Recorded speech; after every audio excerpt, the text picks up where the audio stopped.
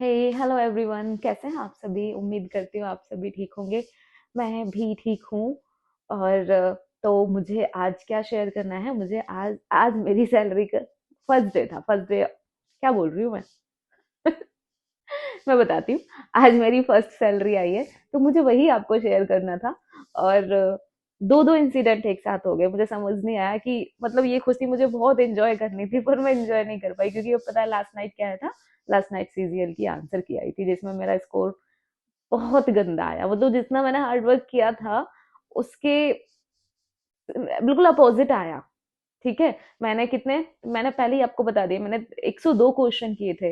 Negative marking नहीं लेना चाहती थी, इसलिए मैं जिस पे मैं 100% श्योर थी, इसलिए मैंने वही क्वेश्चन किए थे। उसके बावजूद भी 13 क्वेश्चन गलत चले गए। मैथ में 2 क्वेश्चन गलत चला गया, रीजनिंग में 1 गलत चला गया, इंग्लिश में 7 क्वेश्चन गलत चले गए, और जीएस में 3 क्वेश्चन गलत चले गए। तो कुल मिला के मेरा स्कोर कितना रह गया, 254 रह गया। ठीक है। तो रात को वही था, सारी रात नींद नहीं आई स्कोर की वजह से। कंप्यूटर में 9 है, वो डिस्क्वालीफाइड ही है। और सारी रात नींद नहीं आई, फिर सुबह उठ के देखती हूँ फोन, तो उसमें मैसेज आ रखा था, salary credit in your account. तो लिटरली मैं देख के ऐसे ही मैंने फोन साइड रख दिया। No excitement. 2 महीने से वेट था, सैलरी आएगी 2 महीने की। हालांकि एक ही महीने की दी है इन लोगों ने।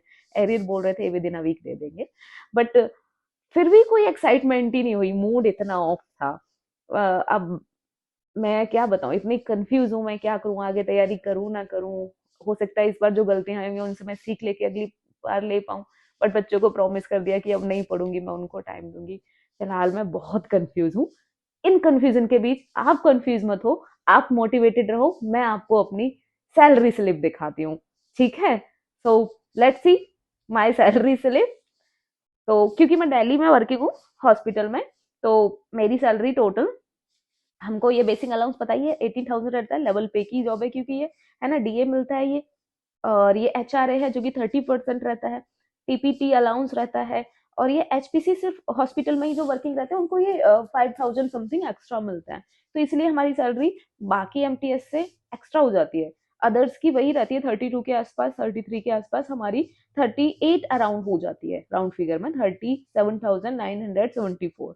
ठीक है। इसके अलावा जो हमारी डिडक्शंस होते हैं, ये सीजीई, मैंने अभी तक ये सैलरी पूछी भी नहीं है क्या क्या है ये चीजें। तो जो मुझे समझ आया मैं आपको बता सकती हूँ।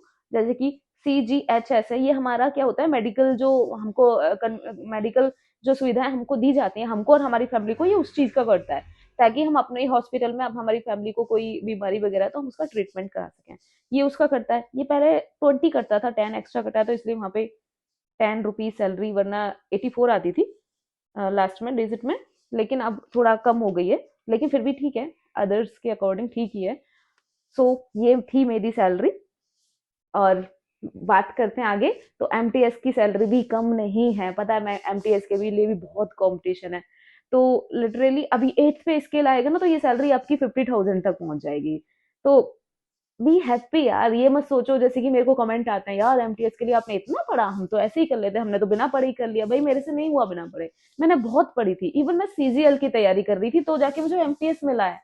तो लोगों की बातों में ना, एमटीएस मुझे होम स्टेट मिल गया, दिल्ली मिल गया, इसके अलावा क्या ही चाहिए, है ना। तो मैं भी नेगेटिव सोचती थी लोगों की बात सुन के, यार मैं तो ज्यादा और हाई पोस्ट डिजर्व करती हूँ। भाई बहुत भीड़ है। ये भी मिल गई ना, तो मुझे आज, मैं जैसे कि बहुत डिमोटिवेट हो रही थी। तो मैं भी इंसान हूँ ना आपके जैसे, मैं भी बहुत ज्यादा होपलेस हो जाती हूँ, जैसे मेरा आज का स्कोर रहा। तो मैंने अपने फ्रेंड सर्कल में बैठी, मैंने उनसे बातचीत की, वरना मैं अकेले में बैठ के पढ़ती रहती थी। तो मैंने उनके साथ बातचीत की, तो उन्होंने बोला कि यार तेरे को क्या ही चाहिए है, तेरे को फैमिली के साथ रह के दिल्ली जैसे स्टेट में जॉब मिल गई। छोटा समझ दिए, दिल्ली जैसे स्टेट में इतने सारे पर्क्स, इतनी सारी सुविधाएं यहाँ पे मिलती हैं। तो ठीक है ना यार, कुछ के पास ये भी है, नहीं है तो ठीक है। एक दो नेगेटिव कमेंट आएंगे ही आएंगे, मैं उनको इग्नोर करती हूँ। जो मुझे मोटिवेट रखते हैं आप लोग, मैं आपके लिए वर्क करूंगी। जैसे कि मैंने एसएससी फाउंडेशन का बैच स्टार्ट किया, उसे देखते रहे। लाइक करते हैं, लाइक आता है, कोई वीक अगर उसमें कोई कमी है तो मुझे बता दें कि इस चीज में आप ऐसे कर सकते हैं। ठीक है। ये था। अब सीजीएल में मैं थोड़ा कंफ्यूज हूँ। मैंने हालांकि आपको भी बताया था कि आगे मैं तैयारी नहीं करूंगी, पर ऐसा लग रहा है कि एक बार और ट्राई कर लेती हूँ, क्योंकि स्टडी कंटिन्यू ही है, टच में है सारी चीजें। लास्ट में जाके रिग्रेट ना हो कि क्यों ट्राई नहीं किया। तो बाकी आप भी मुझे सजेस्ट करो, आगे कंटिन्यू करूं या फिर छोड़ दूं, ठीक है जो भी है। तो बहुत सारी बातें हैं दिमाग में चलती हैं। बाकी जो अभी सीजीएल का एग्जाम देने वाले हैं 4 फरवरी से हैं, वो अपनी तैयारी अच्छे से करते रहिए, प्रैक्टिस करते रहिए, रिवीजन करते रहिए। दो ही चीज करो, प्रैक्टिस रिवीजन। जहां आपका आप मॉक लगा रहे हो ना, जो मॉक में देख रहे हो कि मेरी इस चीज में ही कंटिन्यूस कटते जा रहा है, स्कोर इसी क्वेश्चंस पे मेरा डिडक्शन हो रहा है, तो उस कंसेप्ट को जाके दोबारा रिवाइज कर लो। ठीक है, बहुत सारे टीचर्स ने क्या किया, एमटीएस के एक मॉक टाइप में लेके आए यूट्यूब पे, तो आप वो फॉलो कर सकते हैं 2x की स्पीड पे। लाइव सेशन ना लें, बहुत टाइम वेस्ट होता है। जैसे रानी मैम भी लेके आई हैं अभी रिसेंटली, संजीव सर भी आई थिंक 10 सेट कराएंगे एमटीएस के, तो वो प्रैक्टिस कर ले। क्वेश्चन पेपर ज्यादा टफ नहीं आएगा, ज्यादा बातों में ना पड़ेगी। भाई हम इंग्लिश में, मैंने भी टीचर्स की बातों में आके बैच भी खरीद लिया था कि भाई बहुत टफ आएगा, फलाना आएगा, ढिमकाना आएगा, कुछ नहीं हुआ। टीसीएस पैटर्न ही था, पीवाईक्यू बेस्ड ही था। पीवाईक्यू पे ज्यादा रिलाई करें, प्लस उनका जो एनालाइज है वो डीपली करें। ऐसा नहीं है अच्छा इसका ये था मैंने ये कर दिया चलो नेक्स्ट क्वेश्चन, नहीं, नीचे जो इन्फॉर्मेशन दी होती है ना उसको भी पढ़ें। ठीक है, ऑप्शन से भी क्वेश्चन बनते हैं, एसएससी अपने उन्हीं क्वेश्चंस को रिपीट करता रहता है, तो उनको डीपली डीपली एनालाइज करें। ठीक है, मैं बार बार यही चीज कह रही हूँ कि एनालाइज बहुत अच्छे से करें। जो चीज आपकी रॉन्ग हो गई है, आप उसे एक पेज पे लिख लें और फिर वीकली उसको फिर से रिवाइज कर लें। दोबारा वो चीज गलत हो रही है, इट मीन्स आपका एनालाइज अच्छा नहीं है। ठीक है, ये करना है आपको। और जो 2026 के लिए है, ठीक है, मेरा मेनली उनके लिए भी जो मैरिड है, आते हैं मेरे पास मैसेज की बेबी है या मैं मैरिड हूँ, तो उनके लिए भी है कि टाइम शेड्यूल बना के पढ़ें। ऐसे ना पढ़े रैंडमली, कभी भी कभी भी कभी भी कभी भी। आपको पता है आप अपने घर का काम भी करती हैं, फैमिली को भी संभालती हैं, आपको किस टाइम फ्री रहती हैं आप। ठीक है, तो टाइम मैनेज आपको करना है, इतना करना पड़ेगा। कोई आपको नहीं करेगा कि भाई तू कर ले, मैं कर रहा हूँ तू बैठ के कर। आपको करना है तो शिकायत करना बंद कर दो और पढ़ाई पे फोकस करो। मैं समझ सकती हूँ नहीं हो पाता है, तो हेल्प मांगो, हेल्प लेने में मत हेजिटेट करो। हेल्प लो कि मैं मुझे ये करना है, आप ये काम कर लेंगे क्या। ठीक है, और जैसे कि मैरिड है मैं समझ सकती हूँ, हो सकता है थोड़ी बहुत कलेश या टेंशन भी हो जाए, तो उसको अवॉइड करना सीखो। भाई तुमको इंडिपेंडेंट बनना है तो छोटी मोटी चीजों को इग्नोर करना सीखो। ठीक है, आपने चूज किया है कि मुझे एक सेल्फ डिपेंडेंट वुमन बनना है, तो लड़ाइयां तो लड़नी पड़ेंगी।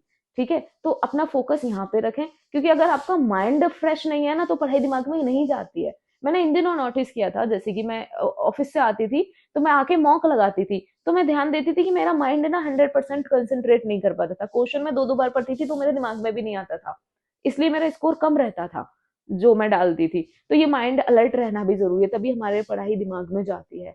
ठीक है, वॉकैब को अच्छे से करें, पीवाईक्यू ही वॉकैब करें। बाकी मैंने अपने टेलीग्राम चैनल पे बहुत सारी पीडीएफ शेयर की हैं, आप उनसे भी आपको अच्छी हेल्प मिल सकती है, आप उनको भी रिवाइज कर सकते हैं। ठीक है, इतना आपको करना है। सैलरी स्लिप आप देख ही चुके हो, सैलरी स्लिप, सैलरी बहुत अच्छी है एमटीएस में भी, कम नहीं है। ठीक है, और 8th पे स्केल लगेगा तो इस सैलरी और भी अच्छी हो जाएगी, 50 तक जाएगी ये।